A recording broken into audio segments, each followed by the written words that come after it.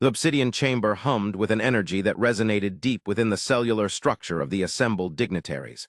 Light, fractured and refracted through crystalline pillars that spiraled toward the vaulted ceiling, cast elongated, distorted shadows across their chitinous carapaces.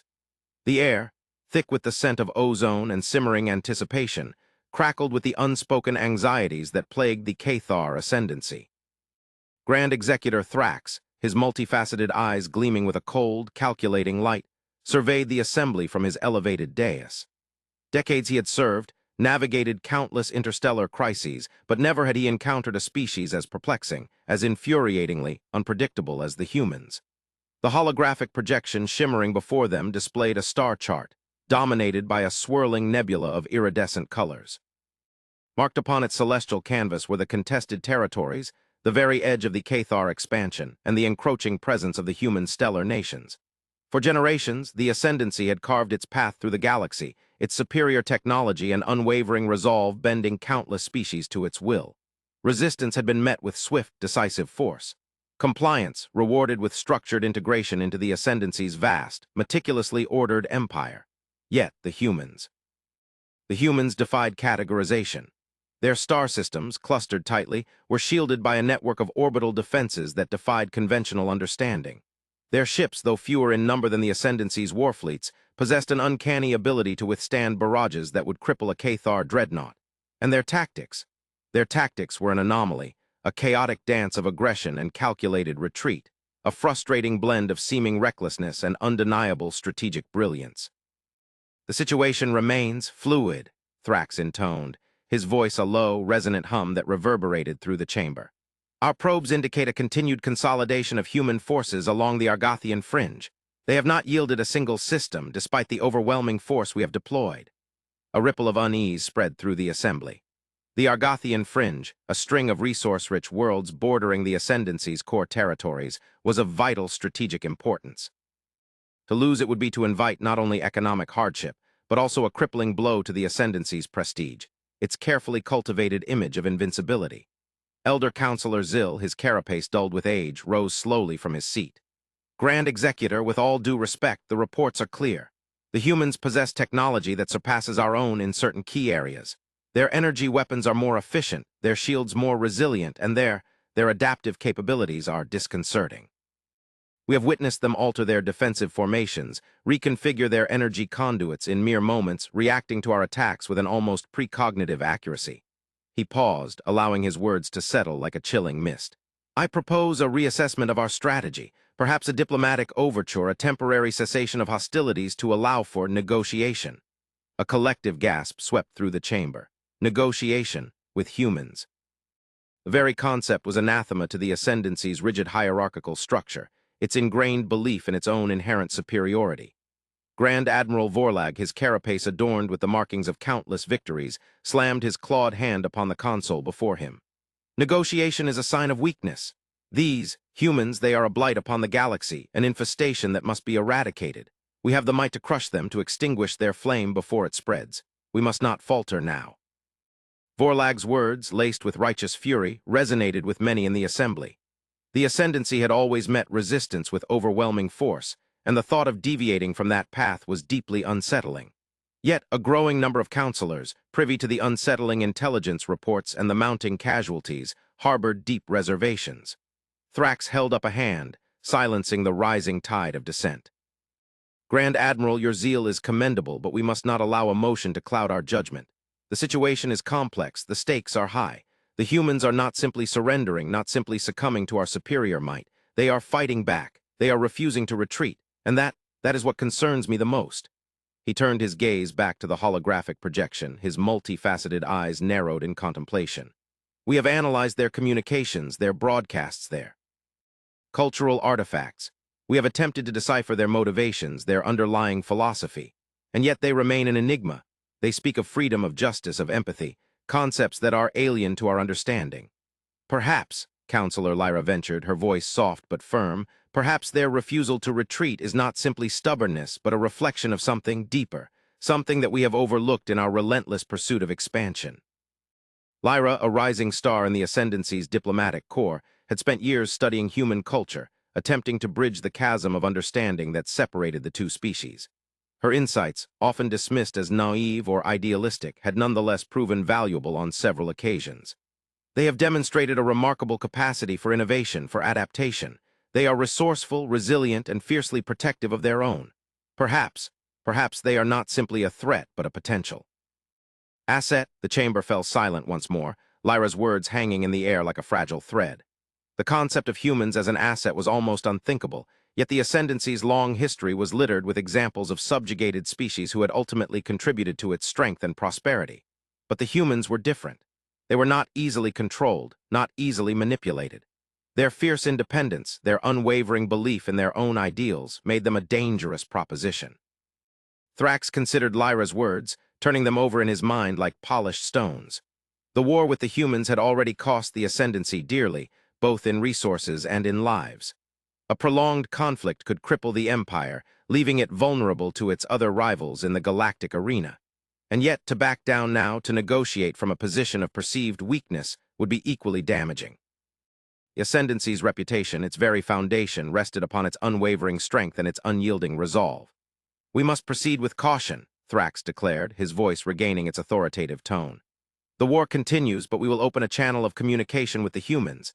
Counselor Lyra, you will be responsible for initiating contact. You will attempt to ascertain their true intentions, their ultimate goals. But remember this, the Ascendancy does not negotiate with equals. We offer terms.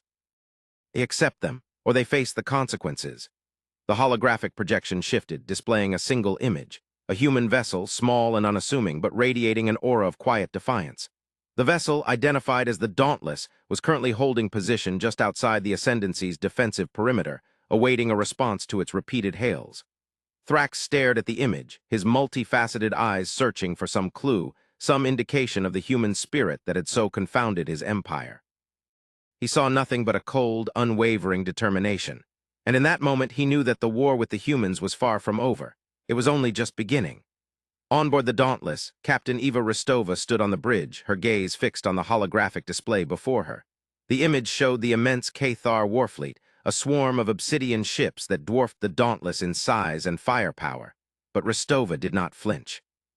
She had faced down far worse odds before, and she knew that the true strength of humanity lay not in its military might, but in its unwavering resolve, its refusal to surrender in the face of overwhelming adversity. "Any response from the Cathar, Lieutenant?" she asked, her voice calm and steady. "Negative, Captain," Lieutenant Chen replied, his fingers flying across the console. "They are maintaining radio silence, but their weapons are locked on us. We are still within their kill zone." Rostova nodded. She had expected as much. The Cathar were not known for their diplomatic finesse. They preferred brute force, overwhelming firepower, but Rostova had a mission to accomplish, a message to deliver, and she would not be deterred. "Continue to transmit our signal," she ordered. "Emphasize our desire for peaceful negotiation. Remind them that a prolonged conflict will only result in mutual destruction." Chen hesitated. "Captain, are you sure about this? They could destroy us at any moment. We are practically defenseless against their fleet." Rostova turned to face him, her blue eyes radiating a quiet intensity. "Lieutenant, we are not here to fight. We are here to offer them a choice between war and peace, a choice between destruction and cooperation. It is up to them to decide." The minutes stretched into an eternity, the tension on the bridge growing thicker with each passing second. The Cathar fleet remained silent, their weapons still locked on the Dauntless. Rostova could feel the weight of responsibility pressing down on her shoulders. The fate of humanity, perhaps even the fate of the galaxy, hung in the balance. Suddenly, an alarm blared through the ship. Chen's fingers danced across the console, his face pale with shock. "Captain, we are receiving a transmission. It's from the Cathar flagship." Rostova took a deep breath, her heart pounding in her chest. "Patch it through," she ordered. The holographic display flickered, and the image of Grand Executor Thrax filled the bridge. His multifaceted eyes, cold and calculating, stared directly at Rostova. "Human," Thrax intoned, his voice a low, resonant hum. "You have been granted an audience. State your purpose." Rostova met his gaze, her voice unwavering. "Grand Executor Thrax, I am Captain Eva Rostova of the human vessel Dauntless. I come to you with a message of peace. We seek to end this conflict, to find a path to mutual understanding and cooperation." Thrax remained silent for a moment, his expression unreadable. "Peace is not a concept familiar to the Cathar Ascendancy," he finally replied. "We are a warrior race. We conquer, we expand. It is our destiny." "Destiny is not a fixed path," Rostova countered. "It is a choice. A choice that we all must make. We can choose to destroy each other, or we can choose to build a better future together. Thrax tilted his head, his multifaceted eyes narrowed in contemplation. You speak of cooperation, he said. What do the humans offer? What value do you bring to the ascendancy? Rostova smiled, a subtle, almost imperceptible curve of her lips. We offer knowledge, she replied. We offer innovation. We offer a perspective that is different from your own. We offer the potential for a new era of prosperity and understanding for both of our species. Thrax paused, considering her words. Very well, he said. I will grant you an audience. You will be escorted to my flagship, but be warned, human, this is your only chance. If you attempt to deceive me, if you attempt to betray me, you will face the full might of the Cathar ascendancy. I understand, Rostova replied. We will not betray your trust. We seek only peace. The transmission ended and the holographic display flickered out. Rostova turned to face her crew, her blue eyes shining with a newfound hope. Prepare for departure, she ordered. We are going to meet the Cathar. The Dauntless, escorted by a contingent of Cathar fighters, was guided toward the massive flagship, a leviathan of metal and energy that seemed to swallow the smaller vessel whole. As they approached the docking bay, Rostova could feel the tension mounting among her crew.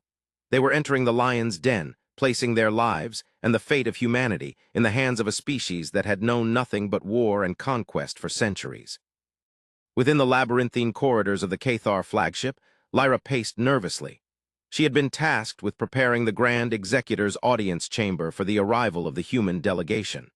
The task was not merely ceremonial. It was a delicate balancing act, a subtle attempt to convey a sense of respect and welcome without compromising the ascendancy's inherent authority. She had consulted with xenoanthropologists, cultural historians, and even a few disgruntled diplomats who had previously encountered humans. The consensus was clear. Humans valued honesty, transparency, and a sense of fairness. They were suspicious of excessive displays of power or wealth, and they were easily offended by condescending or dismissive behavior. Lyra had ordered the removal of several overtly martial displays from the chamber, replacing them with displays of Cathar art and philosophy. She had adjusted the lighting to a more neutral tone, and she had ensured that the temperature and humidity were within acceptable parameters for human comfort. She had even gone so far as to provide a selection of human-compatible food and beverages, based on the limited data available on their dietary preferences. But despite her best efforts, Lyra couldn't shake the feeling that she was missing something, that there was some fundamental aspect of human culture that she had failed to grasp. Their art was chaotic, their music discordant, their social structures bafflingly complex. They valued emotions that the Cathar found illogical, and they clung to ideals that seemed self-destructive. And yet they had managed to build a thriving interstellar civilization, to develop technologies that rivaled those of the Ascendancy, and to defend their territory with unwavering determination. As the Dauntless docked with the flagship, Lyra took a deep breath and steeled her nerves. This was her moment to prove her worth to the Ascendancy, to bridge the gap between two vastly different species. She had to convince the humans that the Cathar were not simply mindless conquerors, that they were capable of reason, of compassion, of understanding. And she had to convince the Grand Executor that the humans were not simply a threat to be eradicated, but a potential partner in the vast, uncharted future of the galaxy. When the doors to the audience chamber slid open, Lyra stepped forward to greet the human delegation. She bowed her head slightly, a gesture of respect that she hoped would be interpreted correctly. Welcome to the Cathar flagship, she said, her voice steady. I am Counselor Lyra. I will be your guide during your stay. Rostova stepped forward, her blue eyes scanning the chamber with a keen, analytical gaze. Thank you, Counselor Lyra, she replied, her voice calm and professional. I'm Captain Eva Rostova, and these are my colleagues, Dr. Eris Thorne, our Chief Science Officer, and Commander Jian Li, our Head of Security. Lyra nodded to each of the humans in turn, taking note of their appearance and demeanor. Rostova was clearly the leader, radiating an aura of confidence and authority. Thorne seemed more reserved, his eyes alight with curiosity. Li, on the other hand, was watchful and alert, his hand never far from the sidearm holstered at his hip. They were an interesting trio, a microcosm of human society, and Lyra found herself unexpectedly intrigued by them. Please follow me, she said, gesturing toward the far end of the chamber. The Grand Executor is waiting to receive you. As they walked through the chamber, Lyra observed the humans closely, watching their reactions to the Cathar art and artifacts. She noticed that they seemed particularly interested in a series of intricate tapestries depicting the Ascendancy's history, its triumphs and its tragedies. Thorne, in particular, lingered before each tapestry, examining the details with a magnifying glass. "These are remarkable," he said, his voice filled with genuine appreciation. "The craftsmanship is exquisite and the stories they tell are fascinating." Lyra smiled. "I am glad you appreciate them," she replied. "They are considered to be among the greatest works of art in the Ascendancy." As they reached the end of the chamber, Lyra paused before a set of massive doors. "Beyond these doors lies the Grand Executor's audience chamber," she said. "Please prepare yourselves. He is a formidable presence." Rostova nodded, her expression unwavering. "We are ready," she said. Lyra activated the doors, and they slid open with a resounding hiss. The humans stepped into the audience chamber, and Lyra followed behind them, her heart pounding in her chest. The Grand Executor was waiting. Thrax observed the humans enter his chamber. They moved with a strange blend of confidence and deference. The female, Rostova, held herself with an almost unnatural stillness, her eyes constantly assessing, analyzing. The male scientist, Thorn, seemed more interested in the architecture and the artwork, a peculiar distraction given the gravity of the situation. The third, the security officer, Lee, was a coiled spring of tension, his every movement precise and economical. Thrax found their composure irritating. They were in the presence of the Grand Executor of the Cathar Ascendancy, a being who held the power of life and death over entire star systems, and yet they behaved as if they were simply visiting a museum. "Humans," Thrax intoned, his voice echoing through the chamber. "You have been granted an audience. Speak." Rostova stepped forward, her blue eyes meeting Thrax's multifaceted gaze without flinching. "Grand Executor Thrax," she said, her voice clear and resonant, "we have come to offer you a proposal for peace." Thrax raised an eyebrow, his multifaceted eyes narrowing slightly. "Peace," he repeated, the words sounding foreign and unwelcome in his mouth. "You speak of peace after invading our territory, after destroying our ships, after challenging our authority." "We did not seek this conflict," Rostova replied. "We were forced to defend ourselves against your aggression. We sought only to protect our own people, our own worlds." Thrax scoffed. "Protect? You call your actions protection? You have expanded your territory at the expense of countless other species. You have exploited their resources. You have imposed your will upon them. You are no different from any other expansionist power." "That is not true," Rostova countered. "We have always strived to treat other species with respect and fairness. We have offered them assistance. We have shared our knowledge. We have sought to build alliances based on mutual benefit." Thrax studied her closely, searching for any sign of deception, but he found nothing but sincerity in her eyes. It was disconcerting. He had expected defiance, arrogance, perhaps even fear. But he had not expected genuine conviction. "Very well," he said. "Let us assume, for the sake of argument, that you are sincere in your desire for peace. What do you propose? What are your terms?" "We propose a cessation of hostilities," Rostova replied. "A demilitarized zone along the Argothian fringe, a mutual agreement to respect each other's territory and sovereignty, and a commitment to open communication and cooperation in areas of mutual interest." Thrax considered her proposal, turning it over in his mind like a precious gem. It was a reasonable proposal, perhaps even a generous one. But it was also a dangerous one. It would require the Ascendancy to relinquish its claim to the Argothian fringe, to acknowledge human sovereignty, and to treat them as equals. It would be a blow to the Ascendancy's prestige, a sign of weakness that could embolden its rivals and undermine its authority. "And what do the humans offer in return?" he asked. "What do you bring to the table that is worth the price of peace?" Rostova smiled, a subtle, almost imperceptible curve of her lips. "We offer knowledge," she replied. "We offer technology. We offer a new perspective on the universe." Thrax raised an eyebrow. "Knowledge and technology? The Ascendancy has access to the most advanced technologies in the galaxy. We have explored countless worlds, deciphered countless mysteries. What could the humans possibly offer that we do not already possess?" "We offer something different," Rostova replied. "We offer a way of thinking, a way of seeing the world that is unlike anything you have ever encountered." She paused, allowing her words to sink in. "We have studied your culture, Grand Executor Thrax," she continued. "We have analyzed your history, your philosophy, your art, and we have come to the conclusion that you are trapped by your own traditions, by your own beliefs, by your own limitations." Thrax felt a flicker of anger, a surge of resentment at her audacity. "Trapped," he scoffed. "The Cathar Ascendancy is the most powerful empire in the galaxy. We are free to explore, to conquer, to expand as we see fit. We are limited by nothing." "You are limited by your own fear," Rostova replied. "You are afraid of change, afraid of the unknown, afraid of anything that challenges your authority. You cling to your traditions because you are afraid of what might happen if you let go. You conquer because you are afraid of being conquered." Thrax fell silent, his multifaceted eyes narrowed in contemplation. He knew that Rostova was speaking the truth. The Ascendancy was indeed trapped by its own history, its own prejudices, its own fears. It had become stagnant, rigid, unable to adapt to the changing realities of the galaxy.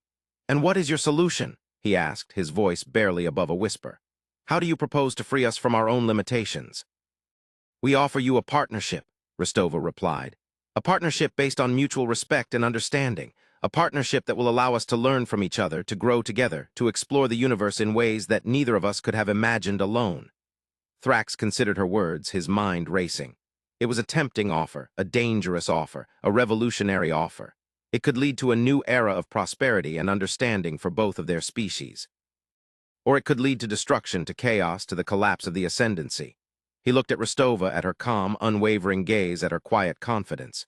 He saw not an enemy, but a potential ally, not a threat, but an opportunity. "Very well," he said. "I accept your proposal. We will negotiate a treaty. We will explore the possibility of cooperation. But be warned, human, if you betray my trust, if you attempt to deceive me, you will regret it." Rostova smiled, a genuine smile that reached her eyes. "We will not betray your trust, Grand Executor Thrax," she said.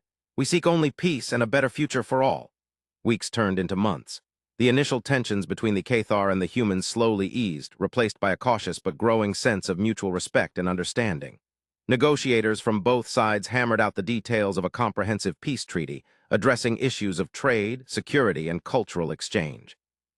Scientists from both species began to collaborate on joint research projects, sharing their knowledge and expertise in areas ranging from advanced propulsion systems to xenolinguistics. Diplomats worked tirelessly to bridge the cultural divide, organizing exchange programs, translation services, and educational initiatives. Lyra found herself spending more and more time with the human delegation, particularly with Dr. Thorne. She was fascinated by his insatiable curiosity, his relentless pursuit of knowledge, and his unwavering belief in the power of science to solve the universe's most pressing problems. She learned about human history, about their triumphs and their failures, about their struggles for freedom and equality. She learned about their art, their music, their literature, and their philosophies. And she began to understand why they valued the things they did, why they fought so hard for their ideals. Thorne, in turn, was equally fascinated by the Cathar culture. He studied their history, their art, their science, and their philosophy. He learned about their rigid hierarchical structure, their unwavering loyalty to the Ascendancy, and their deep-seated fear of change.